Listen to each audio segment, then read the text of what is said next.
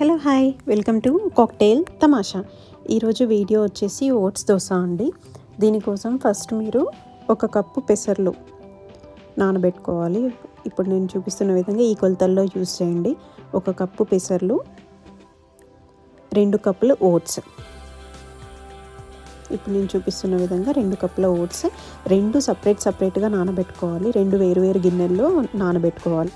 పెసర్లు అయితే ఒకసారి కానీ 2 సార్లు కానీ కడిగి ఆ తర్వాత నానబెట్టుకోండి. ఒక 8 గంటల పాటు నానబెట్టుకోవాలి. ఓట్స్ మాత్రము కడగాల్సిన అవసరం లేదు, మంచినీళ్ళతో నానబెట్టుకొని పక్కన పెట్టుకోండి.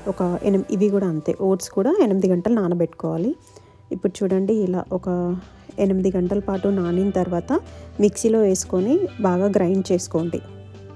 ఇప్పుడు నేను చూపిస్తున్న విధంగా మిక్సీలో వేసి గ్రైండ్ చేసుకొని 2 కలిపేసేయండి. ఓట్స్ను పెసర్లు 2 కలిపేసి ఇప్పుడు ఒక పెనం వేడి చేసుకోండి. పెనం పెట్టుకొని మంచిగా వేడి చేసుకోండి.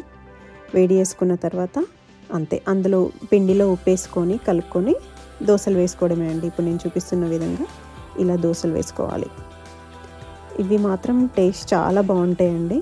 ఓట్స్ తినని వాళ్ళకి ఇలా మంచిగా దోశల్లాగా వేసుకొని తింటే హెల్త్ పరంగా కూడా చాలా మంచిది.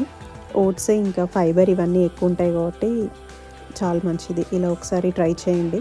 ట్రై చేసి చెప్పండి ఎలా ఉంది అని చెప్పి. సో దీనికి మీరు పల్లీ చట్నీ అయినా ఏదైనా తినొచ్చు.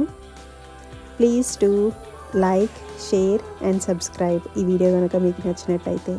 Thank you.